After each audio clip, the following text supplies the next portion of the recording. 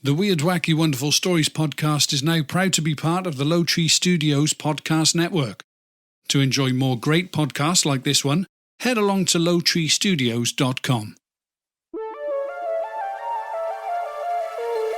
Hello and welcome to another episode of the Weird, Wacky, Wonderful Stories podcast with your hosts Shelly and Bella.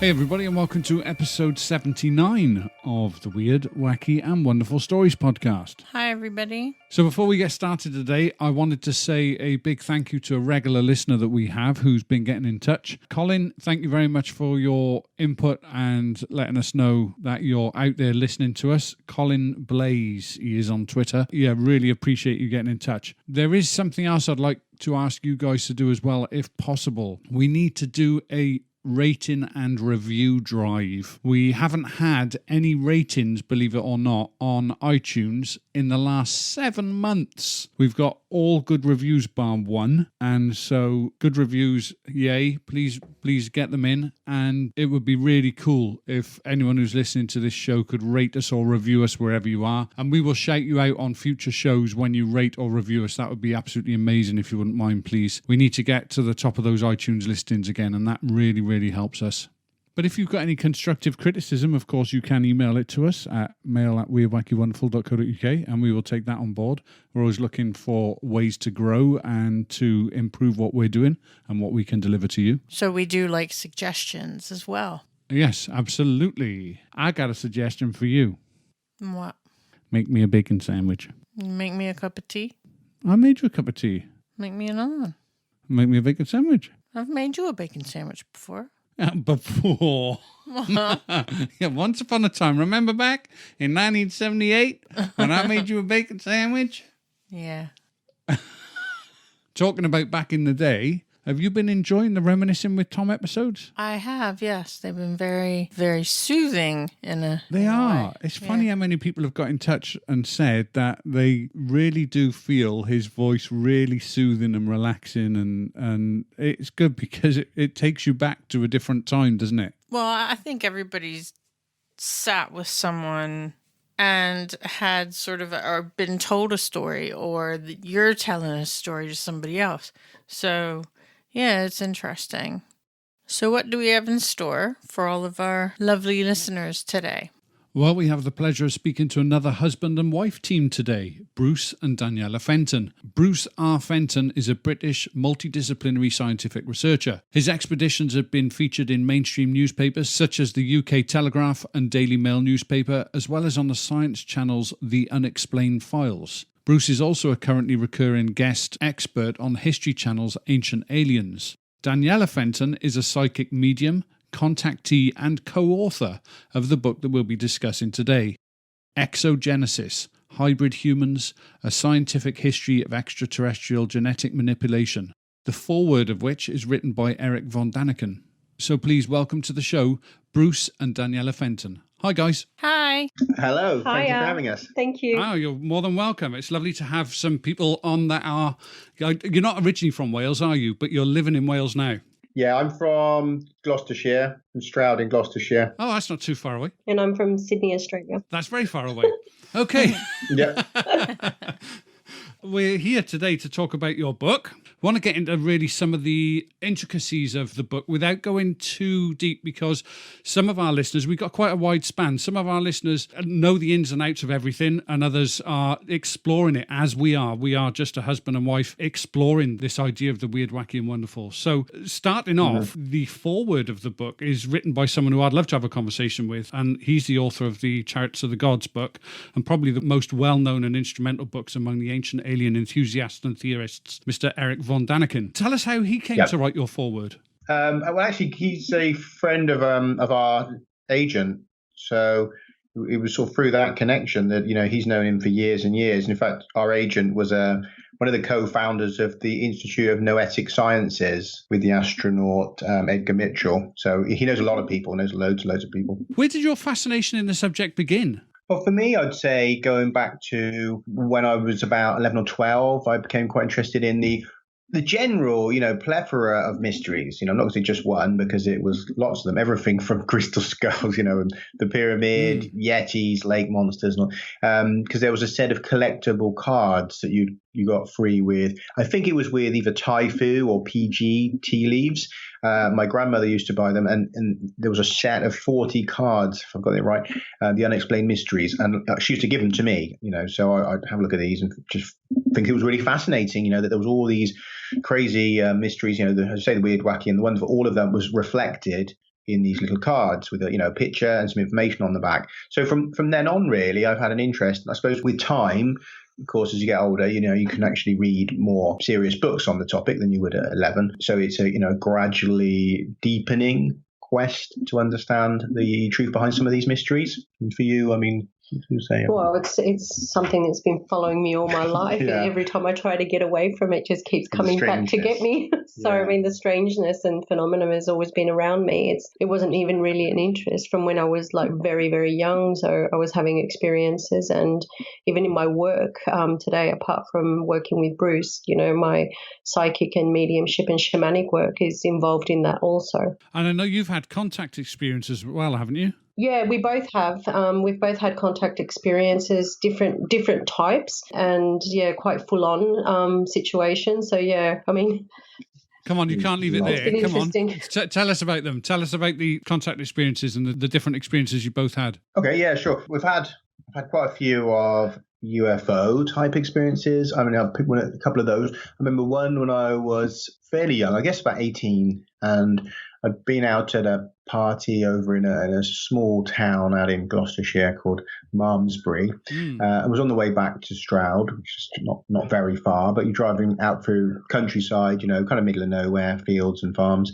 There was 5 of us in the car, and we noticed a sort of strange light in the sky. It was strange enough to, make us stop the car and have a look. So we got out, and we watched this thing, and it would be traveling along, and then it would literally, disappear, reappear somewhere else in the sky, and be going in a different direction. So it was literally like popping out, around the sky, changing direction, going up, down, left, right, to appear, be going in a different direction. And we're like, well, clearly that's not a normal plane. It's not the behavior of meteorites. Obviously they tend to just come down. They don't tend to go back up. So there was something obviously implicitly very strange. And to me, that was either it had to be a technology that we have on this planet, which is super, super secret and so far advanced of anything that, you and I are made aware of, that it would, have to be almost alien engineered from a crash or something, or it was not human controlled, and it was something else. But to me, that's the option I would take, because I think teleportation is beyond any planes that we have on this planet, that, as far as I know. I mean, so I've had that level. And then also with some of the more direct contact with intelligences, with some of the experiences Daniela had, there were a few occasions, probably like 2 or 3 occasions, where an entity spoke through her to me and was explaining that was a non-human entity that spoke to me and answered questions for me and stuff, which I included information from that on my first book, which is now out of print at the moment. But that's probably the most full on in terms of talking to a non-human intelligence. And obviously Daniela is a professional medium and usually would communicate with the deceased, but it is possible obviously to communicate with those that have never been human or are not human. That is also something that happens to quite a lot of mediums. So I've had a couple of different kinds, and Daniela can probably share some of her experiences. Well, yeah, I mean, remember one specific event where I was driving with my father back from my uncle's place in Sydney, just around the airport area, and seeing like 3 triangular-shaped objects above the control tower at the airport as we're about to go underneath the airport tunnel to come out through the other side and continue on home. And having traffic stop and, traffic jam at that moment, it was like time and sort of, people getting out of the car, looking up into the sky and having a look at these three sort of like, they were making like a triangular formation. It was really strange. And then within like a split second, one shot off one direction, the other one shot off in the other direction. Like you couldn't even see them disappear. They just weren't there. The third one that was left started following our car, and I just noticed that it was on top of our vehicle. And we were driving along, and we like went one way, we went another way, we went here, we went there. We were trying to sort of shake it off. And then eventually we lost it because we drove into a really long road that had trees that sort of covered the road in an arch. And at that point, my dad was like finally confessing to me that he'd been followed by these things all his life, and he didn't want me getting out of the car because I wanted to get out of the car and have a look. As far as I was concerned, it was like really fascinating and scary at the same time. But so that's when I finally figured out, well, my dad's been keeping this from me. He's never spoken to me about it. It must have been just before I turned 20. And from there onwards, I've had just weird experiences with, the consciousness of these intelligent beings and having just a series of sightings. I mean, we even had a sighting, I think it was, 2 years ago, Bruce, when we first arrived from Australia, coming out of your parents' place. We had an odd experience. Yeah, kind of a strange experience then. Yeah. Which, what we'd interpret as it seemingly was some kind of UFO type encounter. I mean, that's the way it came across. That was very there was surreal. A series of strange. My parents live up in the hills in Gloucestershire, up in a little village called Chalford, and we noticed a low-flying military plane when we came out, and then it was from then. It was a bit odd, it was kind of evening, and we just wondered what that was about, and then as we travelled from there towards Cheltenham, and then there was a sort of strange beam coming up out of a field. In a place in the middle of nowhere, there's no reason why a spot like a beam or something would be shining up. And we sort of noticed that, thought that was very strange. We kind of slowed down to try and watch to see what was going on. And then it was just next to a field, and we noticed that it seemed like a motorbike pulled up behind us. There was a single light, coming behind you, and then it just disappeared. In the road, and like, what was that then? And you hear about these stories about these objects that then release orbs that come out and explore and stuff. I've seen footage from other people who've claimed to see these. That was an odd night, though.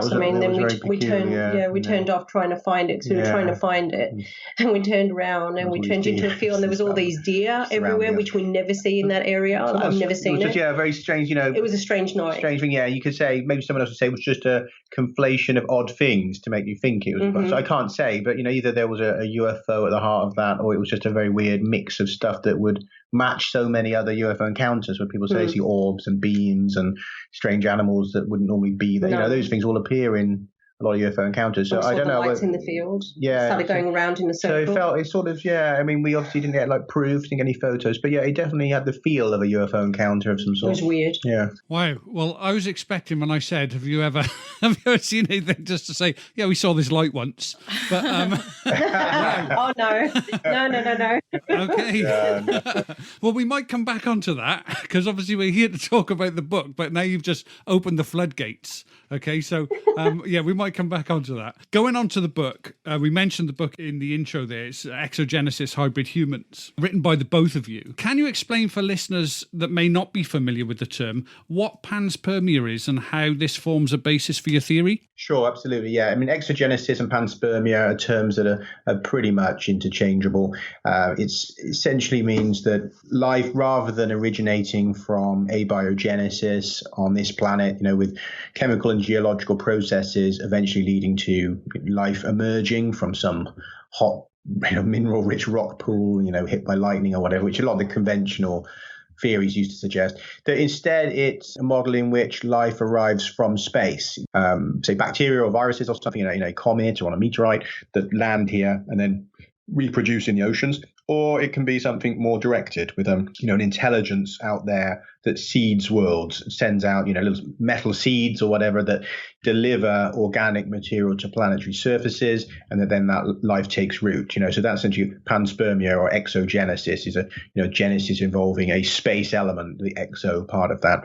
So that's essentially at the core of the book, is the idea that this certainly is discussed in the book. The core is the human story, but certainly I discussed the idea that this planet itself was seeded rather than DNA emerging, naturally. And to be honest, there's a lot of scientists have pointed out the incredible complexity of DNA, that for it to just emerge spontaneously is very unlikely, because you've got two separate, very complex systems in DNA which have to arise at the same time, to make DNA functionable. It's not just that there's one complex system, there's two that are working together. It fits much better with the idea that there is life out there which has seeded this, or as one scientist, Chandra Wickramasinghe, has kind of said, otherwise what you might be looking at is that the entire universe kind of functions as the petri dish for life, but he really doesn't feel that Earth on its own offers sufficient complexity or base from which that kind of life could have emerged. That he sees either it's a whole universal story with evolution of the universe producing life, or that we have here evidence of directed panspermia. So this would be pre-dinosaurs then? Yeah, so really, if you look at the earliest signs of life, they look, in terms of the archaeology, the geology, they found fossils of very early bacteria that go back about 4.3 billion years, and they suspect, because you're unlikely to find the very earliest trace, that they predict from that it probably goes back about 4.5 billion years. Now, in terms of genetic studies, interestingly enough, they've recently calculated that what they call the last universal common ancestor of all life on this planet emerged around 4.5 billion years ago. So the geology and the genetics mesh. Now, put that in the context of the age of the planet. The planet is 4.6 billion years. That means that just within 100 million years of the formation of the planet, when it was still hot and it's quite dangerous really to live, it was a very unpleasant place back then. But even so, life appears very quickly, and that's added to the mystery, because it was long thought it took probably 1 billion years of random events to lead to life emerging. Now we know that pretty much as soon as the crust was ready for life to appear, it did appear. And again, that meshes very well with the idea of panspermia, that this life has not emerged here, that it just landed and it flourished. So do you have any evidence for the theory? What you have really, in terms of the origins of life, is you have these competing speculations. There's no concrete theory, right? Because the popular theory is abiogenesis, but nobody's ever come up with how that can function, how you can have geology and chemistry that produces DNA. There's no experiment, there's nothing in the labs, nothing that's ever been able to explain that. So that is the popular theory. But when you start dealing with it, you can say, look, okay, well, was it God? Did God just create everything? You can put that in as a theory. You can put in, obviously, aliens did it. But the problem with all of them is they're not really testable. So this is why you say that they're all, to some degree, scientific or unscientific, such as you want to call it, because you can't actually run an experiment to test them. And that's the problem. So I would say that the evidence, in terms of the timing of life appearing, points towards panspermia. But if you're, I guess, a materialistic, you've got a materialist and a skeptic, then you'll err on the side of, well, there's probably no life out there, so it must be abiogenesis. But it's not really based on them having stronger evidence. It's more about limiting the number of entities that you bring into your model, which is usually done in science. You try to explain something with the least additions of entities into your theory. So that would be the basis for why we tend to find that most scientists favor abiogenesis and the origins of life on this planet, but it's not really to do with direct evidence. In your book, you mentioned that there are two sort of ideological camps. One is the religious creationists, and one is the materialist reductionists. Can you explain that? And then you also say that you think that there's a middle way, and explain what that middle way is. Mm-hmm. Yeah, absolutely. So in terms of really popular ideas for how life has appeared here, those are the two most popular. You have the Christians, fundamentalist Christians, not all Christians, fundamentalist Christians that believe that essentially God created life in the beginning, and that's how life appears on our planet. It's a divine creation event. And then you have, competing against that really is the most popular model, is the materialist theory that, life has emerged out of the chemical and geological processes due to random events that, somehow we've ended up with complex organic molecules that have combined in such a way, in such a lucky chance event, that it's led to a very simple single-celled organism finally arising.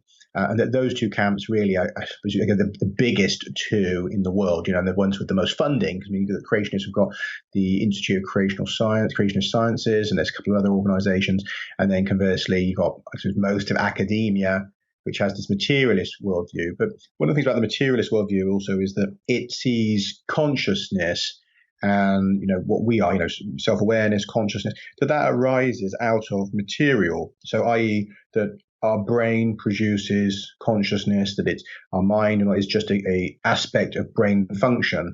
Now, I don't hold with that. Materialism is limiting in that respect. I would say that the middle way involves addressing the primacy of consciousness. And now you could say in some respects, creationists are a bit closer to that. But again, I don't think it's really their focal point, because they would say God is the initiating principle for this. Now, I don't totally disagree with that either, because it depends on what you want to call God. And then you get into, a subjective topic, because, you can have two people in the room talking about God, right? And they could both have a very different description of what that God is. But you could easily say primary creation is from a consciousness that you could call God. Now, that would be something in line with my thinking, that you were dealing with a universe that has arisen out of consciousness, which is foundational, and which is an aspect of the quantum substrata of reality, essentially fundamental reality, that from which everything has come. Now, that goes into a spiritual, metaphysical kind of worldview. But then if you look at the conventional scientists and what they'd say about the beginnings of our universe, the Big Bang, it's really essentially more of a metaphysical event. You're talking about something from nothing, typically. In the major arguments, they're saying, there was nothing. Then we have this kind of singularity, and the singularity, and this is, smaller than an atom. You have this singularity which has potential to become anything. Like literally, it has the rules of physics do not apply within the singularity. They don't exist until the universe comes about, which means that there's an unlimited potential of what could have happened from that singularity. And I've heard some descriptions put it as, a whole universe of pink elephants could have just appeared. Nobody would have been able to say what direction this was going. But once the universe unfolded, the laws of physics unfolded with it. And then we have all of these principles that we're familiar with today, and how gravity works, and strong and weak forces and all the rest of it. But that comes as part of the unfolding of our universe. Now, my middle way is to do with reinterpreting the whole understanding and looking at consciousness as being formative. Now, you can get into what is consciousness, and there's nobody can really give you a clear answer to that other than that we know that we have it, and that we know that it either emerges out of brains and out of living beings, or it was there already and is an aspect of fundamental reality, which I favor it's part of fundamental reality. My middle way in terms of the creation of life on Earth as well is that I would say that there was a primal intelligence, a primal consciousness, which we can call God, and that from that non-physical, and I don't go too deep in the book, but I would say that non-physical intelligences, beings, existed before our planet, before any planets. And that as matter formed, as we have planets forming and the rest of that, some of that intelligence, that consciousness went into matter and takes form and utilizes form to give us the first life in the universe. Now, I have no idea what that life was, because, this is going beyond Earth now. You're talking about events that have happened billions of years ago. And that then some of that life has led to intelligence, and that intelligence, some of it has created DNA somewhere. And the DNA is then seeded onto this planet and probably other planets. So that would be a more in-depth description of what happened. Otherwise, it's easy for people to say, you're just kicking the can down. If I say, aliens created life on Earth, what people will say to you is, you're just kicking the can down the road. Okay, well, this is where I would start the can. So that gives you the flow of how I see these events unfolding. So you're not saying it's a little green man somewhere on a planet decides to fire a projectile at Earth and says, I'm going to start that sea monkey experiment there and see what happens. Well, it is a bit like that, but you have to get to how did that alien exist, right? So that's why I give them that slightly longer explanation, because otherwise people will always say, well, if you're saying aliens fired life to Earth, or how did those aliens get there, right? So that's what usually comes up. So that's why I'm saying, I see there being a flow that goes all the way back to the beginnings of our universe. But that, yes, this planet is seeded in that way, that essentially you have, I don't know if you saw this, there was a newspaper article a couple of years back where they found up in the upper atmosphere, they had a detector that was impacted by small bits of dust and stuff from space. Now, one of the things it was impacted by was a small sphere made of alloy, really hard alloy, from which was oozing a kind of biological material. Now, Chandra Wickramasinghe, again, who's a panspermia theorist, and his team, they looked at this and they believe that these are potentially seeds, extraterrestrial engineered seeds, small metal balls containing biological material that are fired out into space, and that they've literally detected one of these things. So then it's not entirely a hypothetical object. Wow, I didn't know anything about that. Reminds me of a flower and how the pollen goes and gets distributed. Mm-hmm. That's what it reminds me of. Some fungi have spores that have a UV coating and a hard shell, and it's believed that it's possible that fungi seeds could travel through space. Initially, what I thought you were explaining was that it could have been a meteor or something like that had come from another galaxy or whatever, that came into our atmosphere and then obviously impacted Earth, and that released the DNA. But what you're saying is it could be something more engineered. Yeah, I adhere to what is called directed panspermia.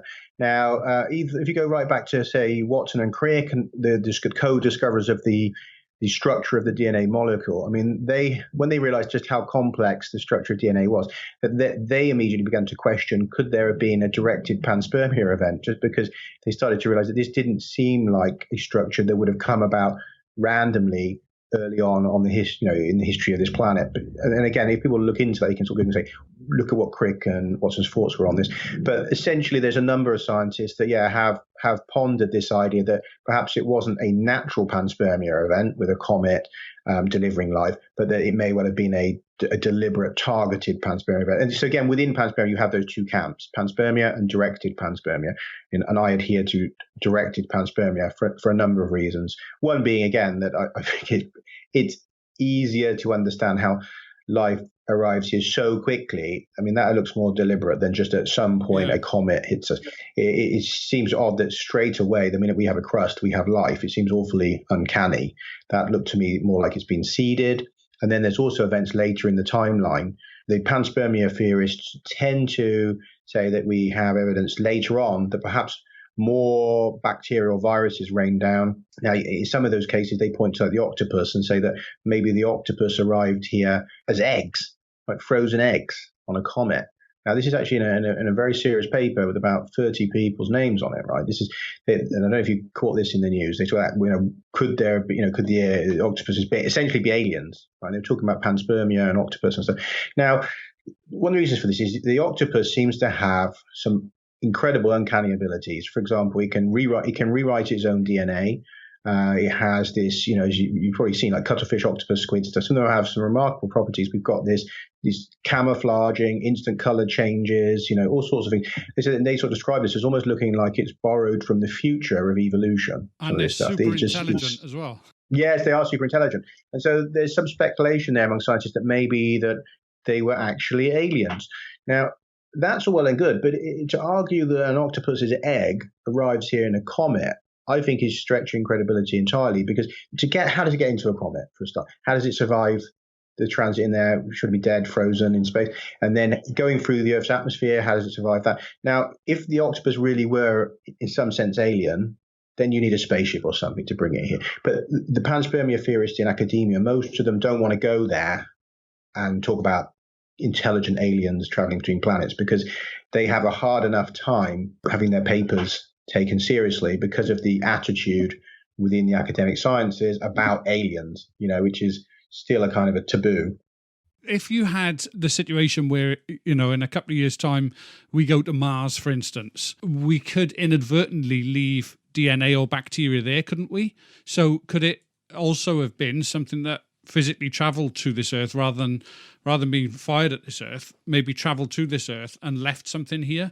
Maybe they came to explore. Yeah, absolutely. I mean, you could have, you could, in a speculative scenario, you could have aliens that land here and one of them goes to the toilet and the bacteria in their poop grew into a life form eventually. You can have anything. You can have the wildest scenarios can be possible, right?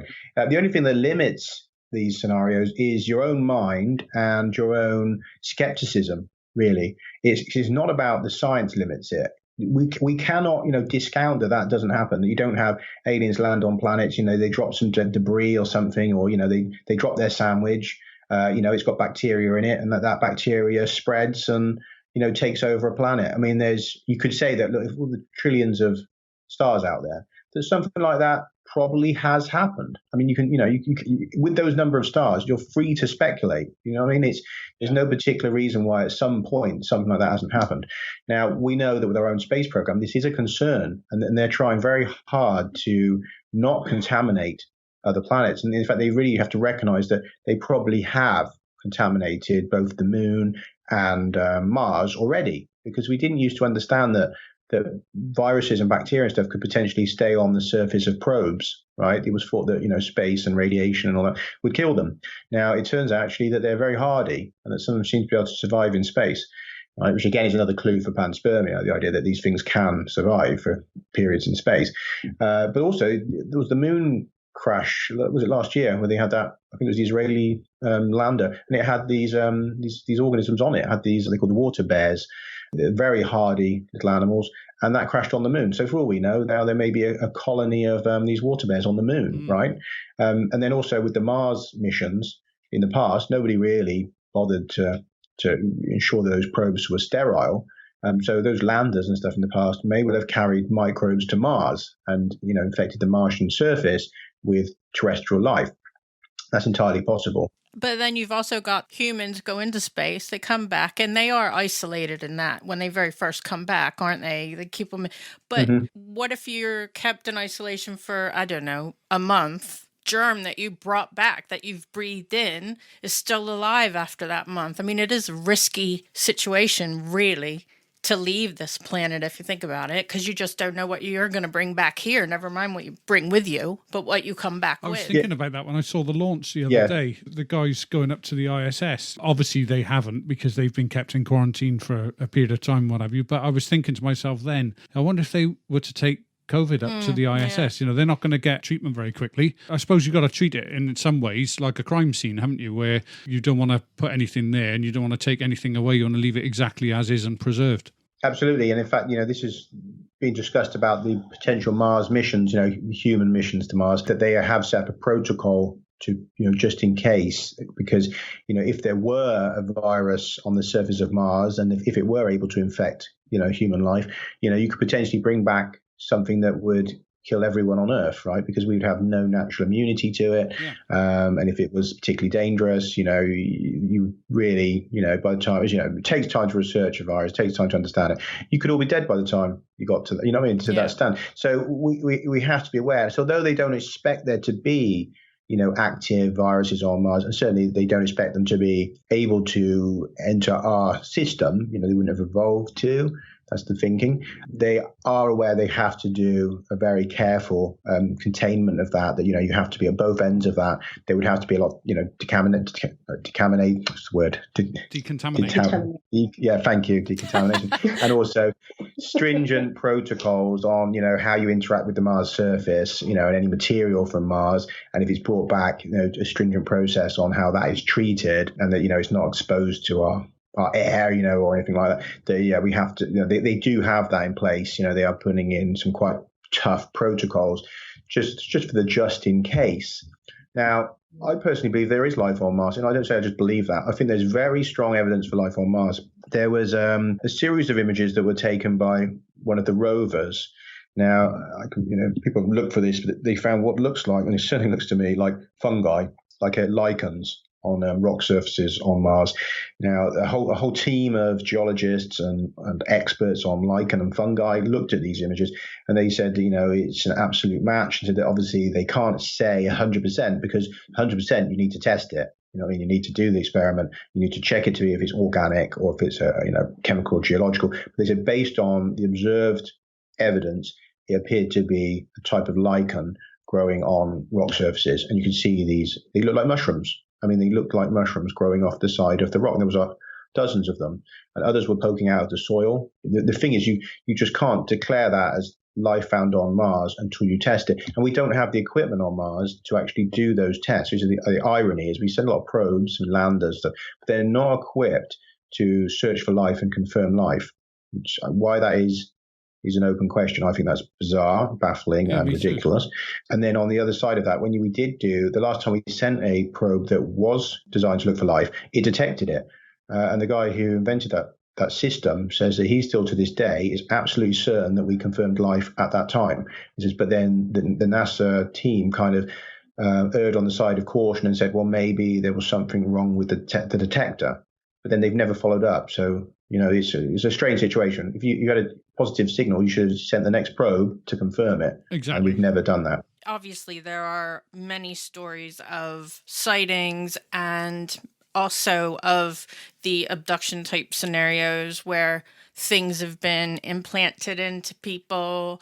If they are superior to us, why would they then do this stuff to us? Pregnant women had their babies taken and all that sort of stuff. Like, if they are more advanced than us, why would they need to do that? You said in the book at one point that an alien being doesn't have to actually have a body, but what would the purpose be? Sure. I mean, obviously, we have to some degree, speculate.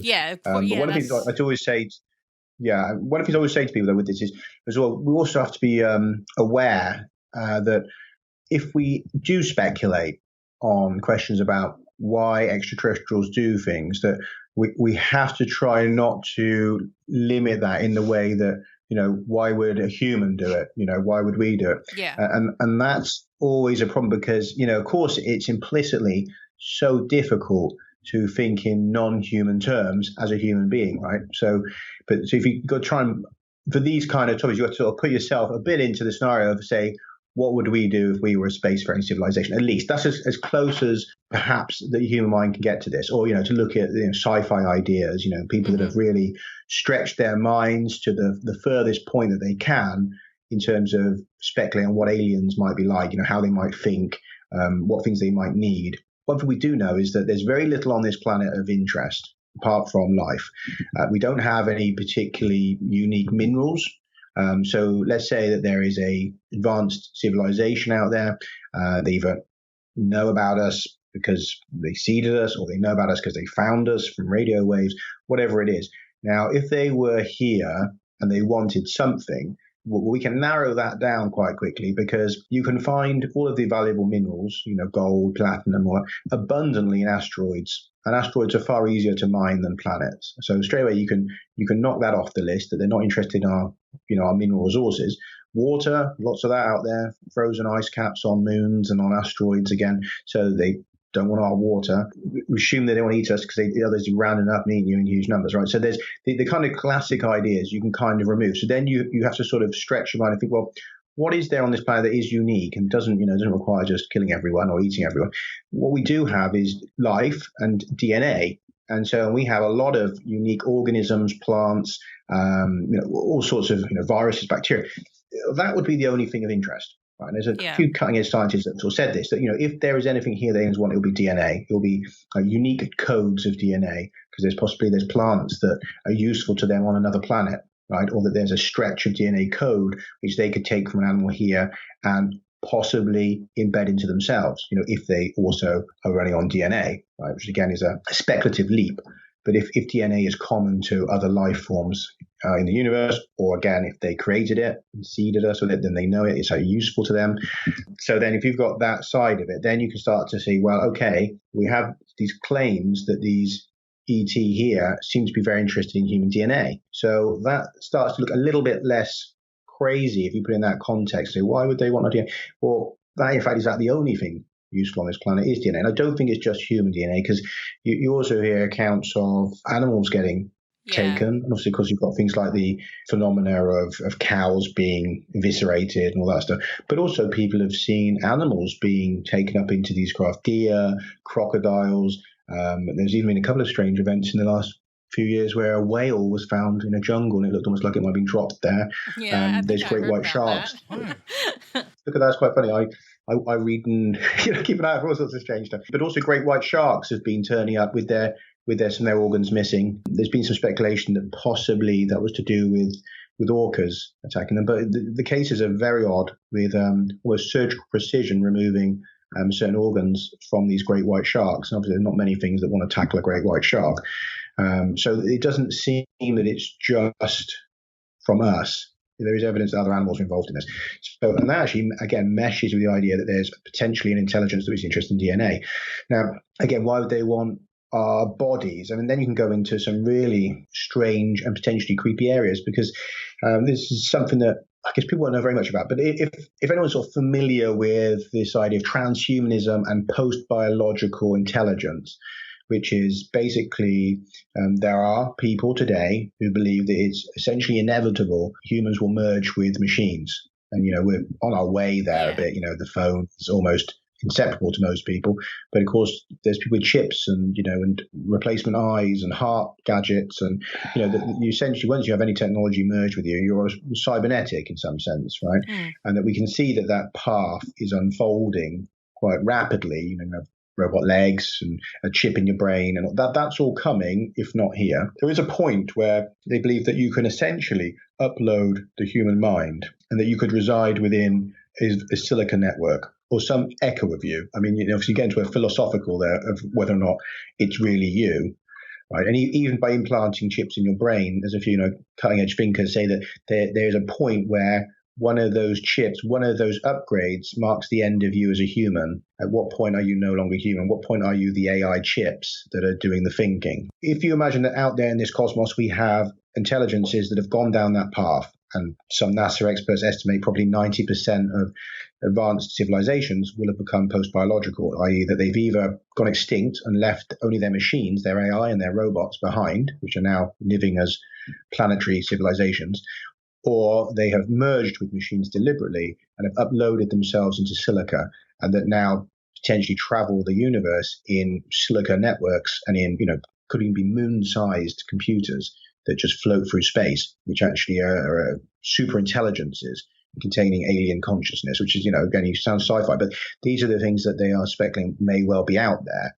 The reason why I'm saying all that is there's a two-way street there, because it's easy in a way to think about the idea of the upload. But as one scientist recently wrote in a speculative paper, what about the other way? What about if there's an advanced intelligence out there that has been post-biological for 1 billion years or something, and feels that actually it doesn't want to remain that way. It wants to go back to biology. It wants to transit the other way.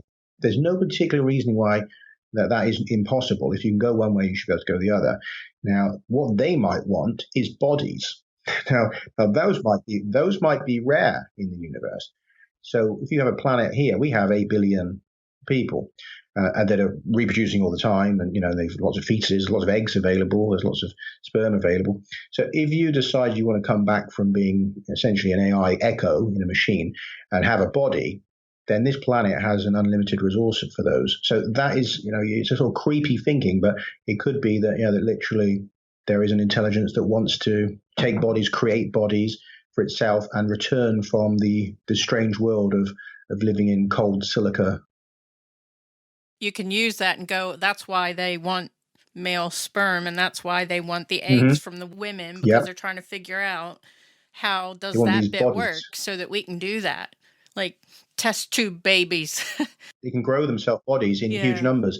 That you could have, and as people do report in their contact cases, they say they see these tubes with developing embryos and developing babies and stuff in tubes in this That's in some kind really of liquid. Creepy, because I never really thought about it like that before. I always tend to think of it, they're coming here and they're not really into anything malicious, and it isn't, is it? If they just want to know that, that's not really malicious. But it, for us, it is. No more than us testing on animals, right? Exactly. No more than what we do as humans, right? Yeah. Exactly. Yeah. Exactly. We look at it this side and we go, "Oh, that's terrible." Yeah. And yet, you're absolutely right. Moving back on to some of the science now, you talk about later on in the book of a PhD student that you worked with, Adam Benton, specifically chromosome 2. Can you explain how this factors into your theory? Sure. I'll just quickly clarify. I didn't work with him, but I read his information and I used it in the book. Thank you. He has a really interesting article on dating of the fusion of chromosome 2. Now, if most people probably understand that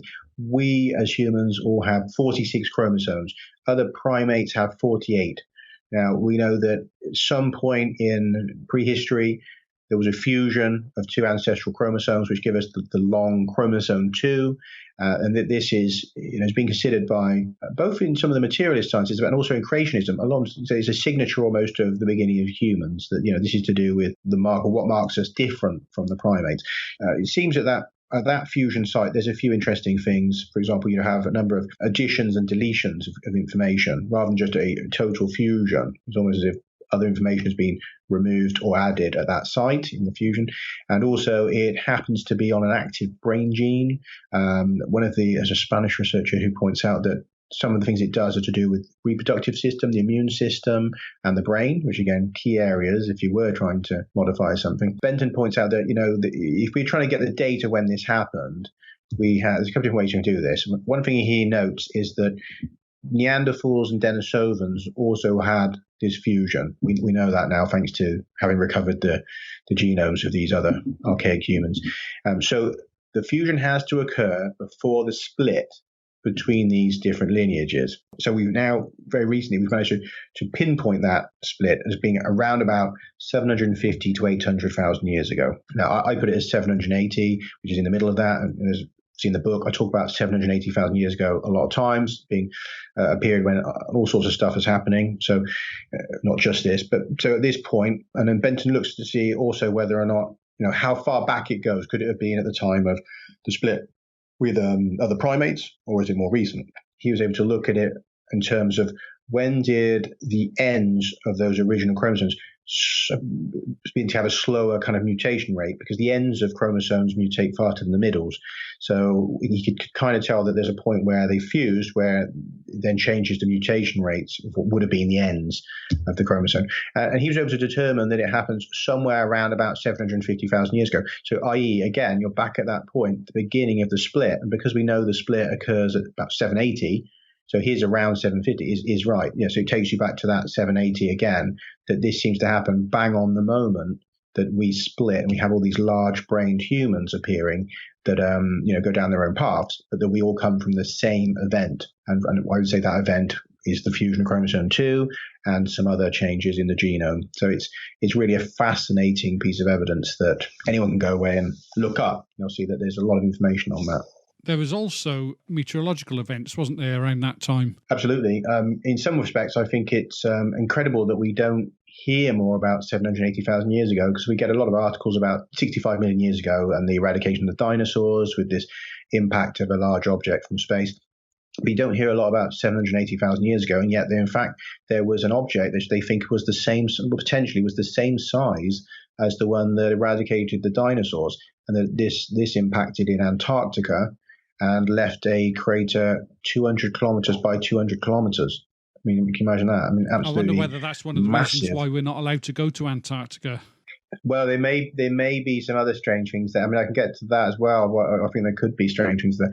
But you have that, and you also have impacts at the same time, around this time, 780,000 years ago, in Central America, down in Tasmania, you have up in Southeast Asia, that there is essentially a multi-directional bombardment. And, I talk about that in the book, that this is not a natural event. It's a very anomalous event, because normally, apart from anything else, normally you get one of these big things hits us every 100,000 years or so, right? So the idea that suddenly we're getting hit from all sides within a very short period of time doesn't mesh with the normal flow of events in terms of impacts at all. It's very anomalous. One of the other things that's really weird about Antarctica is it's the only place that we don't have listeners. So there's got to be something going on. Yeah, it's true. I mean, the only continent I haven't explored as well at all. I've been to 6 of the 7, but It's very cold there. Yeah, I'd love to go to Antarctica. I keep looking at it on Google Maps, but it doesn't change. So both you and Daniela wrote the book together. I feel like I'm doing Daniela a disservice, really, because we haven't really brought her in too much. Well, I want to ask you, Daniela, obviously you wrote this together. Did you concentrate on different parts of the theory? How did the work towards the book split? I sort of shared more the spiritual aspects, I guess, and more the weird stuff, and Bruce was more the scientific and historical and anomalous researcher. So, I mean, it's a weird blend the way we work together, because I'm the one that sort of has the weird things happen and he documents it, and then he goes away and he looks at it and pulls it apart and finds what's going on or what the backstory could be to what's actually going on, and then the picture becomes clearer, and then we get a book. So it's a very strange way of putting it together. But I mean, some of the things, Bruce and I were talking about, and we'd write things down, we'd take notes, we'd go back, have a look, compare, see what other data we had from other things that we'd written, and then the book produced itself really. But love your experiences. Yeah, it's mostly my experiences. I'm not a very researchy, sort of sitting there for hours on the computer type of person. I'm more into, my work and horses, and I'm a horse broker also. But the thing is, it's just we have a very strange way of sort of like connecting the dots with things. So if you were to try and entice someone to read the book through one of the weird stories that you put in there, what would be the one you would pick? Yeah, probably the time lapse situation that I had, because that's probably one of the strongest things that's ever happened to me, and it happened over a year and a half. It was something involuntarily that happened, and I can't call it channeling. I can't call it that, I was sitting there waiting for something to happen. This is something that was physically happening to me, a type of, I'm not sure if you call it contact or if you call it abduction, or what you would call it. Some people that we've spoken to have called it a rite of passage. Others, have called it, remembering past lives and things like that. But I mean, it's just it's hard to describe it. And I don't think it's something that happens to a lot of people with the way it happened to me. For me, it would be the time lapses where I would travel back to Mexico during the 7th century to the city of Palenque and have interaction with beings that were not, some of them were from that location and others were definitely not. And the way I fit into that life, because it was always the same life I was going back to, the physical differences that I had, the things that I saw that were going on, the impact that it had on me when these things would happen, because I would genuinely go to sleep like I'm going to sleep every night like a normal person. And then sometimes even hours, like maybe 4 hours would go past and I would start to have one of these experiences. And with this, I would always, when I would return, there would be obviously changes to me. I would have scratches and bruises. And I remember on several occasions having been given something to drink on that side to wipe my mind of what I'd seen, and then being sick, and I was unconscious. So, I mean, I remember one particular event where I was in an altercation because I was in a laboratory underground, and I was sort of looking under the city and trying to figure out what other beings were doing there and, what their role was at that location, and coming back with black eyes because I'd been bruised, I'd been hit. So, I mean, things like that, how do you explain that to people that really can't comprehend what's going on with you? And physically you're bringing things back with you when you wake up in the morning and you look in the mirror and you're more exhausted than when you even went to sleep, and have that going on spontaneously every single week, at least 3 or 4 times a week, and going on for hours. You'd be like, you're going out of your mind. And it definitely did change me as a person. It changed my personality quite a bit. The way I saw things, the way my thinking process was between now and then before that. So, I mean, for me, the probably most complicated part of the story and of the book, and probably will write more about those time slips in another book, is that, and sort of sharing that openly. Well, we'd definitely love to have you back on for that. That's right up our alley as well. Just thinking about what you were saying there is blowing my mind. You must look at the world in a totally different way to, say, me or anyone else that may be walking down the street at a particular time. Oh, definitely. And just wondering, who else has had an experience like that and how has it affected them as a person, because it's not your typical, I guess. I mean, what is typical anyway? You're kind of your contact. What are you in contact with? Is it a consciousness? Is it that you're physically being dragged out of your room, or your soul is being taken out, or your memories changing? So, I mean, even my thought process really changed. I really felt that physically there were so many changes with me, even like with my organs and things like that. And I have had, this is something quite delicate I'm going to talk about, I have had fetuses plucked from my body before I reached the 3rd month of pregnancy. So, I mean, I'm aware of these things happening to people, and it's quite horrific to think that, you know, something's been taken from you, don't know where it is, you know, what have they done with it? So, I mean, you know, it's the full-blown situation happening. Oh, I'm so sorry you've been through that. Yeah, that must have been Thank horrible. you. Just, as you say, though, yeah, we sometimes it is like being in a different reality to other people. And I'm fully aware of that, because, I mean, you know, you can have a call where, in a way, you know, in some respects, you might as well be on the phone to 2 people living on Mars, and that, you know, you're on Earth and you're calling us and we're on Mars. Because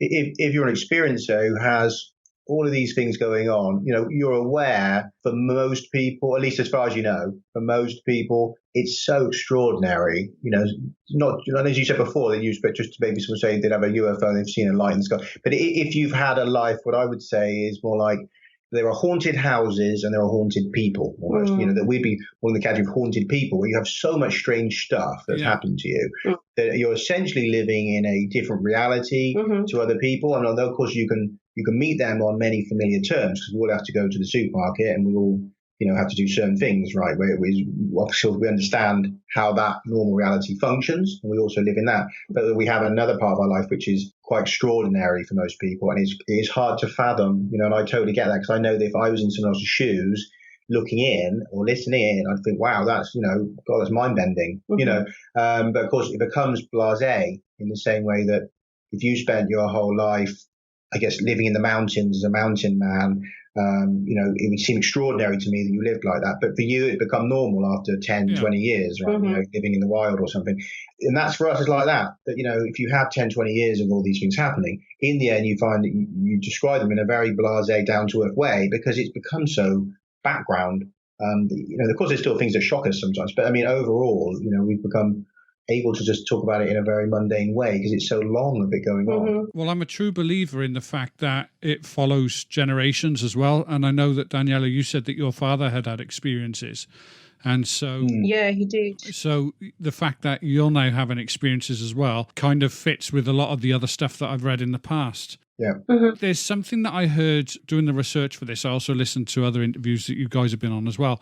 And there was one which I thought was absolutely fascinating, whereby you talk about a study that was done by another researcher or scientist involving placing a gorilla in plain sight. And another one that you're talking about with the basketball court, and the gorilla runs on, and you're supposed to be concentrating on a basketball and you miss the gorilla. But then you also go on to explain a study that was done with academics and their perceptions and how they're noticing things. If you know what I'm talking about, can you just explain that to our listeners? Because I found that fascinating. Yeah, it's a really cool study. There's a guy over in I think it's the University of Cadiz. There's a team there that they wanted to sort of understand how scientists in the SETI world, the Search for Extraterrestrial Intelligence, you know, how they would perceive anomalies in signals. It was the kind of underlying idea. Now, so what they did, was they included a little gorilla into a planetary landscape. And so then, you know, they tested to see which people noticed this, you know, anomaly essentially in the image.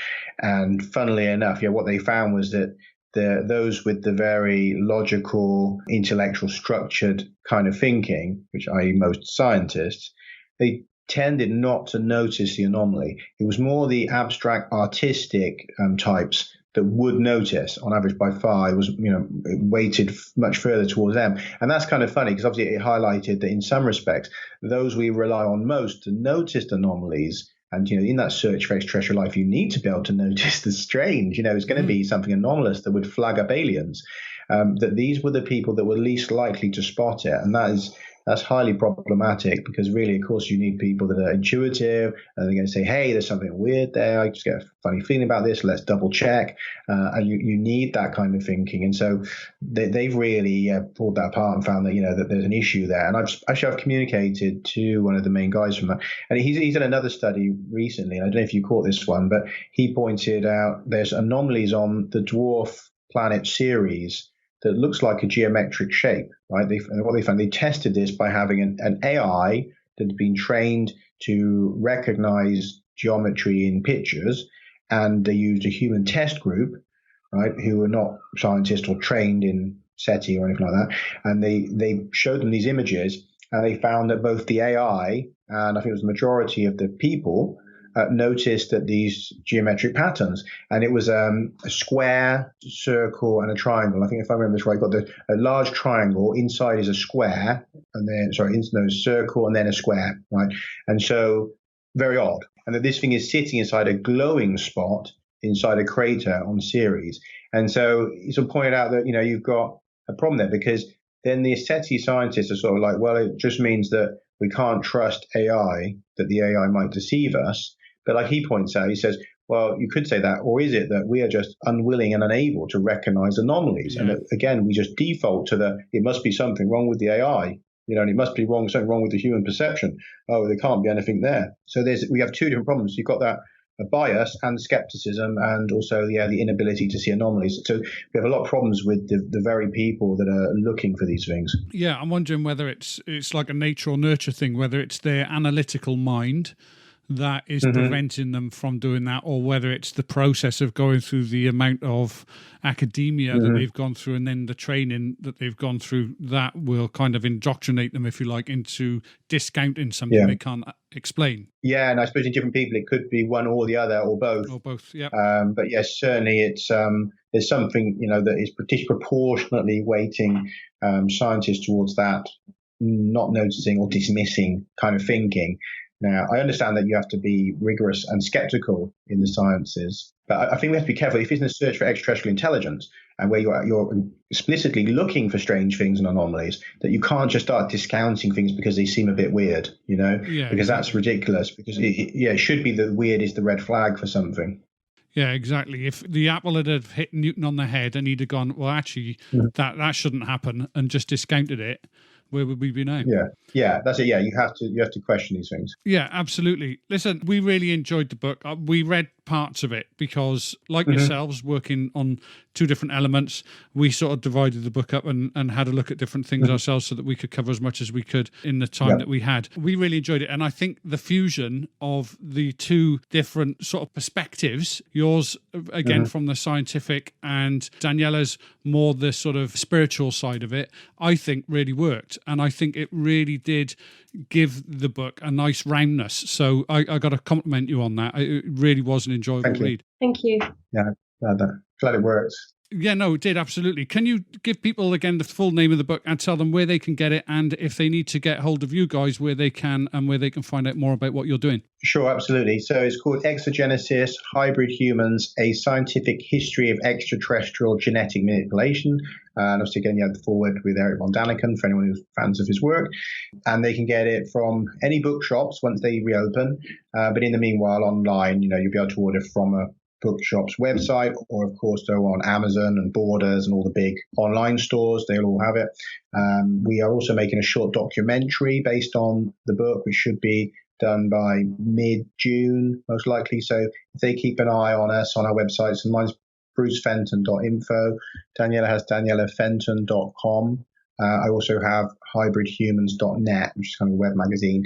And so if you keep an eye on those websites, and, as soon as I've got that video done, I will obviously put a trailer or something up, and they'll be able to get information about that. And where will that video be available? That will be on Amazon. Excellent. Well, I can't wait. I know obviously you've done work before for Ancient Aliens and those sorts of things before, so I'm sure you're no stranger to being in front of the camera. No, that's right. Yes, and it's been arranged by someone that was kind of really liked the work and has arranged to have this made. And he sent us film crew, and I was filmed here in Wales, and they've edited it in the US, and so they've been doing all the editing side of it. But yeah, it was good. Yeah, so it's mostly me being interviewed, and then slides and images supporting what I'm saying. So hopefully it's useful to people, for anyone who's not a big reader and that would rather sit and have it summarized in a visual format. So that's why I thought I'd cover that base as well. Well, make sure you send the information to us as well, and we will also put that on our website as well for people to get hold of as well. Will do.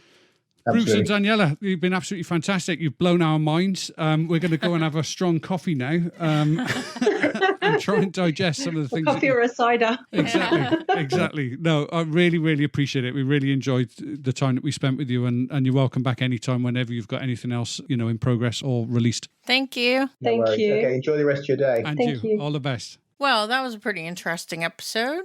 Yeah, I think so. There's a lot there to think about, isn't there? Like we said during it, I think that we need a coffee now and that bacon sandwich we were talking about, and we need to sit down and really think about where we all come from. Guess what? Okay, go on. I'll indulge you. I have just found out that I most likely have some sort of alien DNA inside me. I could have told you that before this episode. See, I wondered why, when I had our baby Estron, why he came out as a little green man. And now we know. And it also explains Bryce. Well, the boy's got a date with some clippers. He He won't let doesn't you know anywhere yet. near him. That's all right. He sleeps sometimes. He'll end up with one side of his head being done because he slept on it. You have to wait till the following night Yeah. to get the other side I'll be done. like, make sure you lay on your other side tonight so I can even... It would be funny. I swear to God, I might do that. You'll be like, if it wasn't me, it was the tooth fairy, brah. I'll just say it was Lily. No, I'll say it was you. I'll be like, Bryce, there's no way it could have been me because I can't see you up there. I'm too short. But Shelly... Now, do you know what? He knows it wasn't me. Do you know why you would know it wasn't me? Because I'd do it in daytime and he'd be awake and he'd be sat there taking it like a man. That's why. I figured we'll just do like a... I'll just take the clippers and go vroom, right across the top of his Just head. do it. I'll hold him still. You just clip him right in the middle of his head. Yeah, you'll have to have the rest of it done. Yeah, okay. Back to this interview we've just listened to. It's cool how they've got both sides of an issue covered almost, isn't it? Like she's like the spiritual element and he's sort of the factual, Scientific. element, yeah. Yeah, no, I think that it works really well, and I think it works really well in the book as well. It's a well-rounded approach to the subject, I think. Yeah, I actually did quite enjoy reading the book. There's a lot of things in there that we didn't get to talk about on this interview, but you really should check out the book. It's pretty good. Yes, absolutely. And you also should check out our website if you get the chance. Go to www.weirdwackywonderful.co.uk. We will have all of the updates of the documentary that Bruce was talking about during the interview when he gives us that, when that comes out. So we'll let you know all about that as well. And also you can find other information about our shows and other people that we've interviewed there as well. You can also go to the About page and learn a little bit more about us and Ruth Roper Wild and Richard Lenny as well, should you wish to do so. And Tom, of course. Yeah, we can't forget Tom. No, we definitely can't. So until next we speak, please do remain weird, wacky, and wonderful. Bye. Bye, y'all.